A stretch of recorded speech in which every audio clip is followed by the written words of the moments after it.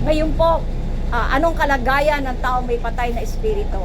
Unang-una po, yung mga tao mapagmataas sa isipan, sa kanyang damdamin, kalooban, sa kanyang gawa, sa kanyang pananalita. Sabi ng Panginoon, sa salita mo hahatulan ka, sa salita mo pawawalan sala ka. Ang salita po hindi natin nakikita pero napakalakas po niyan. Pwede po yang makapatay at pwede rin yang makabuhay. Kaya po lagi pong nakatayo ang tao sa isang desisyon para pumili sa pagitan ng mabuti at masama. Ang salita po kasi sa tao baliwala lang, pero sa Diyos, mabigat ang dating yan. Lahat ng mga salitang sinalita natin, ipapagsulit natin sa Kanya. Dahil lahat yan nadidinig niya kung paano naging impact niyan sa ating kapwa sa panahong tayo ay nagsasalita ng hindi maganda. Ngunit nakikita rin ng Diyos yung impact niyan kung nagsasalita naman tayo ng mabuti at nakakatulong upang ang isang tao ay mapalakas. Yung po mga tao nga nagsisinungaling. Ang pagsisinungaling po ay hindi isang gawain ng tao na may espiritu ng Diyos. Patay daw po ang espiritu ng tao pagka siya ay sinungaling dahil masakit po, sabi ng Panginoong Hesus, pagka ang tao bihasa sa pagsisinungaling, ang tatay daw po niya ay si Diablo. Wala naman po may gustong tatay si Diablo, pero para hindi natin maging tatay si Diablo, maganda pag-aralan po, matutunan, hingi ng habag ng Diyos na matutong magsalita ng katotohanan at pawang katotohanan lamang. Matuwid, matapat, totoo, ang oo, ang hindi. Yan po ay mula sa salita ng Panginoon. Patay ang espiritu ng tao pag ayaw niyang magpatawad. Yung ba sitwasyon na tapos na, matagal nang nangyari, isang karanasan na hindi niya makalimutan, pwede sa pamilya, pwede sa kapaligiran, trabaho, o sa mga kaanak o kapamilya. Ngunit, sabi ng Panginoong Hesus, kapag hindi ka magpapatawad, hindi ka rin niya papatawarin. Ibig sabihin, walang kalangitan kapag hindi magpapatawad ang isang tao. Bakit nais ng Diyos na magpatawad ka?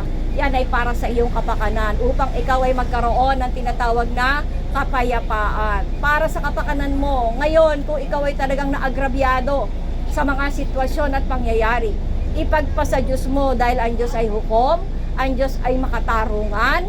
Kung ano man ang ginawa niya sa iyo, ang Diyos ang gaganti. Lalo't ikaw ay nasa matuwid at nasa makatuwirang kalagayan. Ngunit, mahalaga, magpatawad ka. Ideklara mong pinapatawad mo na siya.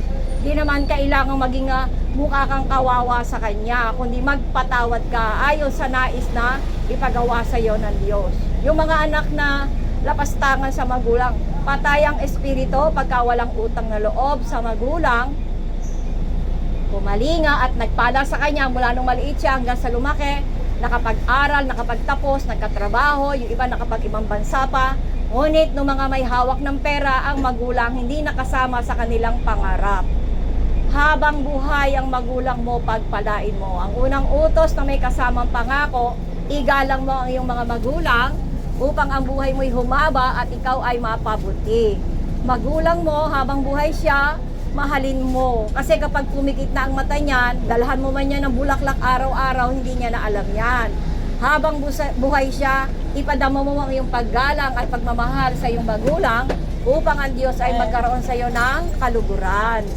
Yung mga taong nagbibisyo, alam niyo po ba na ang sabi ng Panginoon, ang katawan ng tao ay templo ng banal na espiritu. Sino mang magwasak niyan ay kanyang wawasakin. Kaya nga po ang isang tao, pagka lagi siyang naglalasing, pwede siyang magkasakit sa baga.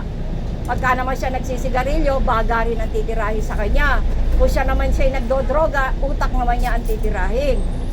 Sugal, buong katawan na niya kasi magpupuyat siya. Marami pong kalagayan ng isang taong patayang espiritu. At ang nais ng Diyos, yung katawan mo, alagaan mo yan at ingatan para sa kanyang kaluguran at para sa kanyang kaluwalhatian.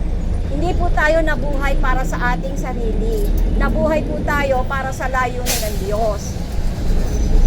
Lagi tayong nakatayo upang pumili sa pagitan ng mabuti at masama. Yung desisyon mo, yan ang iyong magiging destinasyon.